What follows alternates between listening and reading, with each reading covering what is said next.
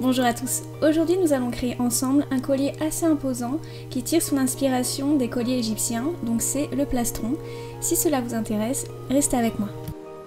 Il vous faudra une chaîne en strass et une chaîne gourmette, des fils de broderie avec une aiguille, une pince coupante, deux pinces de votre choix, des perles, des anneaux, un fermoir et une chaîne d'extension, de la colle et une paire de ciseaux. Avec une pince coupante, vous allez couper une chaîne de 40 cm, deux chaînes de 20 cm et une chaîne en strass de 20 cm. Pour commencer le projet, centrez-les les unes par rapport aux autres. Vous allez maintenant couper 4 fils de broderie de la couleur de votre choix qui devront faire 3 fois la taille d'une chaîne de 20 cm. Insérez les fils de broderie dans les maillons superposés des deux chaînes pour pouvoir faire un nœud. Avant cela, surtout n'oubliez pas de centrer les chaînes les unes par rapport aux autres. Pour commencer, insérez l'aiguille dans le maillon du bas, puis sous le maillon du haut,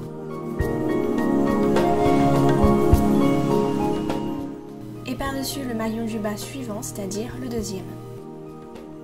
Pour continuer, faites la même chose, passez l'aiguille par-dessous le maillon du haut, puis par-dessus le maillon du bas. Faites ça jusqu'à la fin.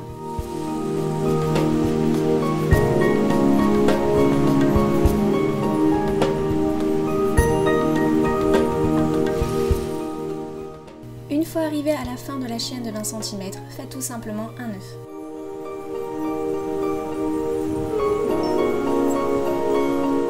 Coupez le surplus de fil. Pour continuer le tressage, prenez 60 cm de fil de broderie, c'est-à-dire 3 fois la taille de la chaîne en strass.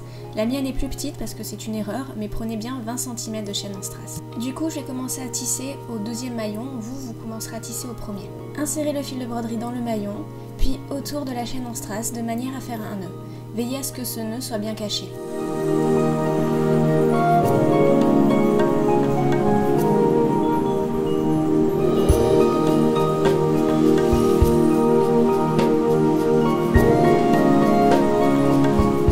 Passez le fil par-dessous la chaîne en strass et le maillon, puis par-dessus. Faites cela 2 fois et passez à la section suivante. A noter, il aurait été préférable de courber la chaîne pendant le tressage pour un meilleur maintien plus tard. Mais maintenant, c'est à vous de le faire pendant que vous réaliserez ce projet-là. Moi, je ne l'ai pas fait, mais faites-le vous pour vos créations suivantes.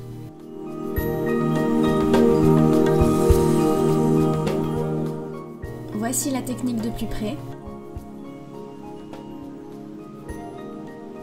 Pour résumer, passez sous la chaîne en strass et le maillon, puis par-dessus, et refaites cela une fois.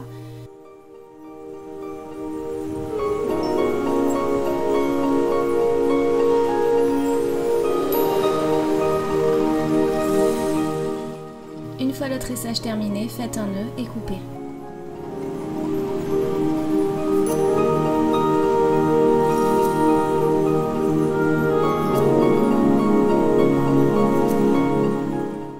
Pour ajouter la chaîne du dessous, c'est exactement la même méthode dont je vous montre vite fait en image.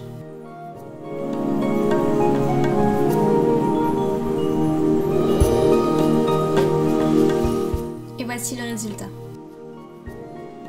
On va maintenant accrocher des perles, donc ouvrez un anneau, insérez la perle à l'intérieur, refermez l'anneau et comme je veux qu'elle soit dans le bon sens, je vais remettre un anneau, puis l'accrocher à un maillon.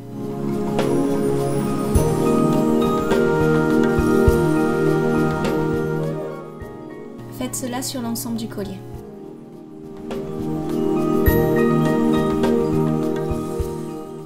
Une fois votre plastron terminé, ajoutez de la colle sur les nœuds et coupez les fils qui dépassent.